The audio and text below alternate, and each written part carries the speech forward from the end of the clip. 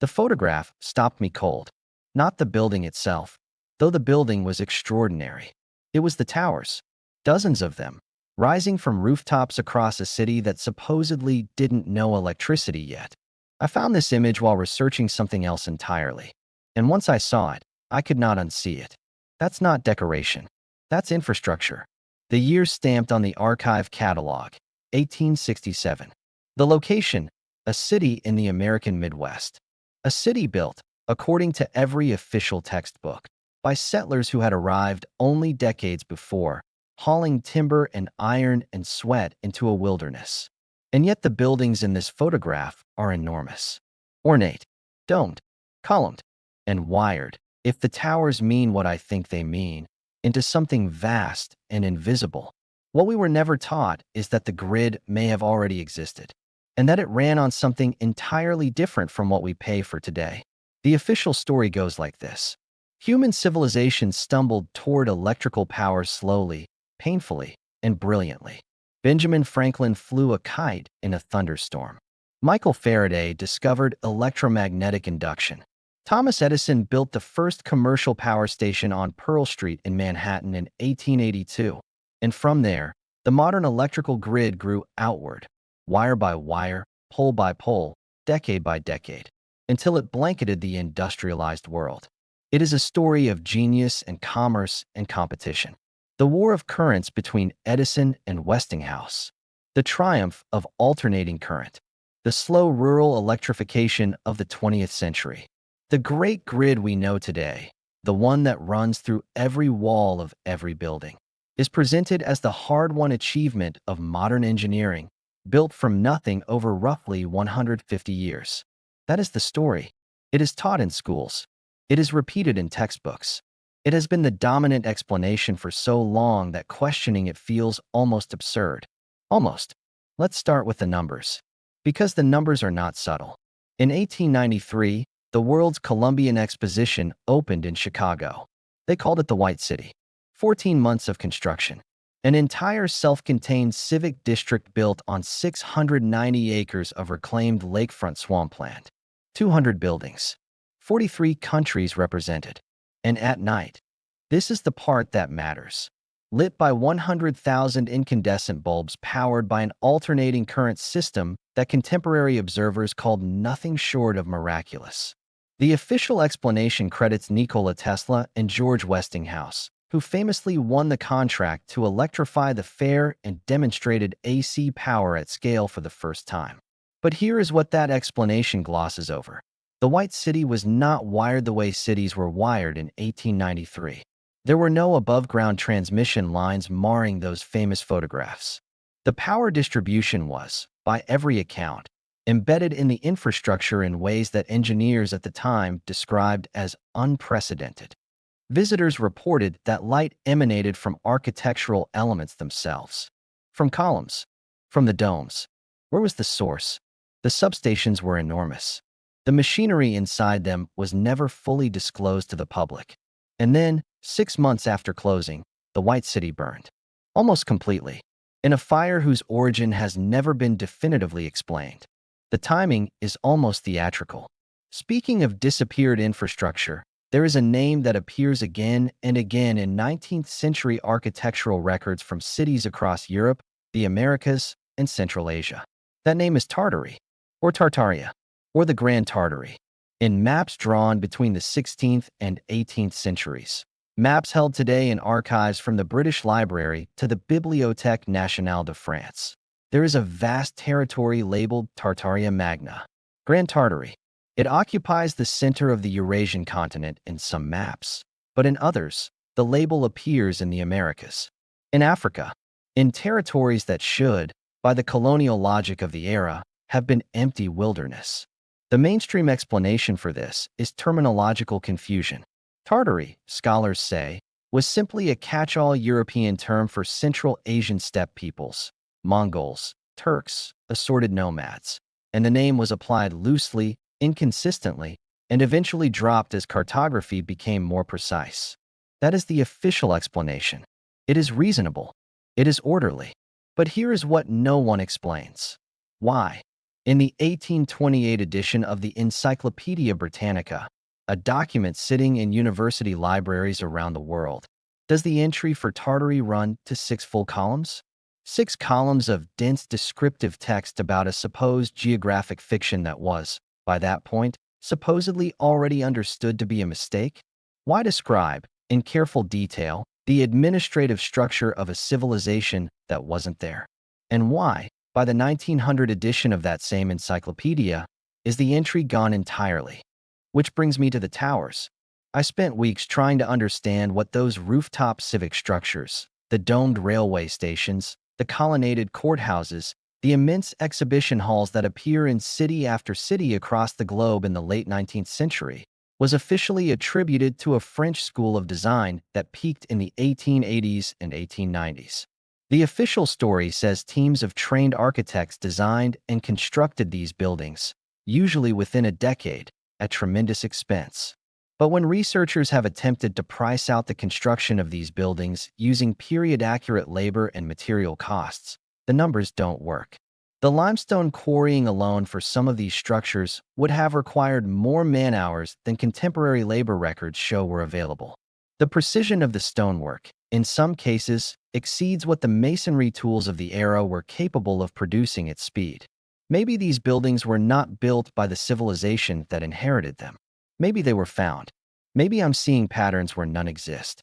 But Nikola Tesla knew something. The biographical record is clear on this, even if its implications are not.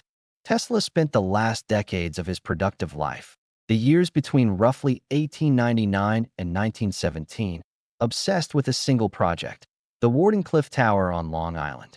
The official history frames Wardenclyffe as Tesla's great failure, a grandiose attempt at global wireless communication that ran out of funding and was demolished in 1917 to pay debts. That framing is technically accurate. What it omits is what Tesla said the tower was actually for. In his own correspondence, letters held today at the Nikola Tesla Museum in Belgrade, partially digitized and available to researchers, Tesla described Wardenclyffe not primarily as a communication device, but as a resonance amplifier. He wrote, in a letter to his primary financier J.P. Morgan, that the tower was designed to interact with what he called the standing waves of the Earth's electrical field, that it would draw power from the resonance between the ionosphere and the ground. He used a specific phrase, the existing system. What existing system? Tesla built Wardenclyffe from scratch, on a potato farm on Long Island. What system did he believe already existed that his tower was meant to connect to? In 1901, before construction had even begun in earnest, J.P. Morgan withdrew his funding. The project died. The tower was demolished during World War I under circumstances that Tesla disputed until his death. Morgan, it should be noted, had significant financial interests in Edison General Electric. The metered power grid, the one where you pay for every kilowatt, was his investment. A system that drew energy from the Earth itself, freely, for anyone with a receiver, would have destroyed that investment entirely. The institutional record of what Tesla actually found, actually built, and actually understood does not survive cleanly. His laboratory in Colorado Springs, where he conducted the experiments that informed Wardenclyffe, was dismantled after he left in 1900. His New York laboratory burned in 1895. His papers, upon his death in 1943, were seized by the Office of Alien Property, despite Tesla having been an American citizen for decades and held classified for years. That's not misfortune. That's a pattern. The mud flood theory sits in a strange place, dismissed immediately by mainstream historians, yet supported by a category of evidence that has no clean official explanation.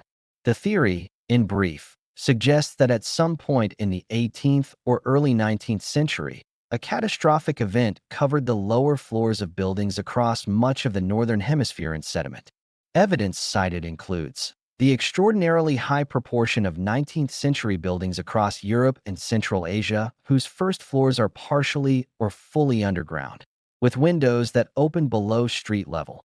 Excavation records showing that streets in cities like London, Paris, and Istanbul were raised by several feet during official city renovation projects in the 1800s. with remarkably little bureaucratic documentation of where all that fill came from, and the consistent appearance, in photographs from the 1860s onward, of what appeared to be fully intact neoclassical buildings already showing centuries of weathering, in cities that the official record insists were only founded decades before.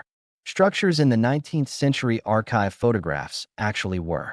At first, I accepted the standard explanations: ventilation shafts, lightning rods, decorative finials. Architecture historians call them by a dozen different names. But then a pattern started emerging across photographs from cities I had no reason to connect. The same structural forms appearing in St. Louis in 1876. Here is where the threads converge, and I want to be careful about how I say this. The pattern I keep encountering across photographic archives, architectural surveys, Tesla's suppressed correspondence, the gap-riddled maps of Tartary, the disappeared first floors of cities on multiple continents, suggests the possibility of a prior civilization that had solved the problem of energy distribution in a fundamentally different way. Not through wires and meters, through resonance, through the earth itself. Maybe that civilization was Tartaria, whatever Tartaria actually was. Maybe it was something older. Maybe the grand buildings we inherited, the ones too large to have been built in a decade, too precisely made for the tools that supposedly built them, are the remnant infrastructure in Buenos Aires in the 1880s. In photographs of supposed frontier towns in the American West taken before those towns had any verified electrical infrastructure. In images of buildings in Central Asia labeled with dates that precede the first verified electrical installation in those regions by 30, 40, sometimes 60 years. That's not coincidence. That's not decorative fashion. The pattern indicates a distributed network, towers placed at regular intervals on buildings of a specific architectural type, in cities that share almost nothing else in common except the buildings themselves. Those buildings. Here's the part that keeps me up at night. The architectural style scholars call Beaux-Arts the grand. Mainstream historians attribute the sunken first floors to deliberate construction practice, raising street grades for drainage and sanitation purposes. It is a reasonable explanation. It does not explain why, in some cases, those subterranean first floors contain fireplaces, decorative plasterwork, ornate windows, architectural elements that serve no purpose in a basement and every purpose in a ground-level room intended for habitation. Something, at some point, covered the ground floor of a civilization. The question is when, and whether the civilization that emerged afterward of a system we no longer understand. And maybe, when that system was destroyed, whether by catastrophe, by conquest, or by the deliberate decisions of men who had already calculated what a metered grid would be worth, the knowledge of how to access the Earth's free energy field went with it. The architecture remained. The towers remained, at first, though most were removed during the renovation projects of the late 19th and early 20th centuries. Tesla found the signal, or a remnant of it, in Colorado Springs. He tried to build an amplifier for it. That amplifier was stopped, its records seized, its funding pulled by the man who owned the alternative. And we were given, instead, the metered grid. Alternating current. Monthly bills. Infrastructure owned by corporations and governments whose interests are served, precisely and completely, by a system where every unit of energy is tracked, sold, and charged for. That's not the story of a free civilization that invented electricity. That's the story of a captured one that was sold it back. I don't have answers, only patterns. The archive photographs are real. You can find many of them yourself, in the digital collections of the Library of Congress, in the Europana archive, in the holdings of regional historical societies that have quietly digitized their 19th century collections without much fanfare. Look at the rooftops. Look at the towers. Look at how the buildings are distributed across cities that were supposedly built from nothing. The encyclopedia entries are real. The 1828 Britannica on Tartary. The vanishing of that entry. The maps. The 6 columns that describe administrative systems for a civilization historians say was a cartographic error. Tesla's correspondence is real, or rather, what survived of it is. The Nikola Tesla Museum in Belgrade holds what was returned to his estate after the classified period ended. Researchers have noted that the collection, while substantial, has significant gaps in the correspondence from 1899 to 1905, the years of the Colorado Springs experiments and the early Wardenclyffe period. What was in those letters? What did Tesla understand, in those years, about the existing system? The White City burned. Wardenclyffe was demolished. Tesla's papers were seized. The towers on the rooftops came down during renovations. The first floors of 1,000 buildings remain underground, their windows opening onto dirt, their fireplaces sealed. And somewhere, perhaps in a filing cabinet at a federal agency, perhaps in a private archive that has never been opened to public researchers, perhaps in the digital records of a corporation whose charter stretches back to the men who funded the metered grid, the documentation of what was known, what was found, and what was destroyed sits buried in plain sight. The grid they gave us runs on billed electricity. It poisons the air it's generated from. It concentrates wealth at its source. It cannot be accessed except through payment. The grid that may have existed before runs on something already present in the earth, something Tesla detected, something the towers may have harvested, something that costs nothing because it belongs, in some fundamental sense, to everyone who lives on the surface of this planet. I cannot tell you that civilization was destroyed deliberately. I cannot tell you the men who built the metered grid knew what they were replacing. I cannot tell you the mud covered the old world, or that the Tartarian maps describe something real. What I can tell you is that the pattern is there, that the numbers don't quite add up, that the gaps in the record appear consistently, at exactly the points where they would need to appear if someone, at some point, had decided the old knowledge was too dangerous to leave intact, and that the towers, whatever they were, are gone. Every last one of them. I don't have answers, only patterns. The pattern says, somewhere in the lower Mississippi Valley in 1926, an old woman sat with a government researcher and spoke for long enough to make him write very fast.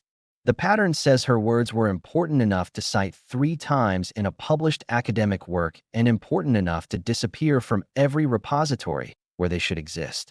The pattern says the institutional infrastructure for managing exactly this kind of disappearance demonstrably existed and was actively considered in the years immediately following her interview. The pattern says her name may have been Celestine. The pattern says she was not afraid. The pattern says she had been waiting for someone to ask. And the pattern says that what she was asked, and what she answered, and what she remembered from before the Americans came and surveyed the land and decided what was real, all of it is sitting in a shape. The shape of 3 citations to a missing manuscript. The shape of an empty folder with a label. The shape of a recording from 1947, a woman's voice describing her grandmother, saying, "Some things, they let you say only once." The photograph is still in the monograph.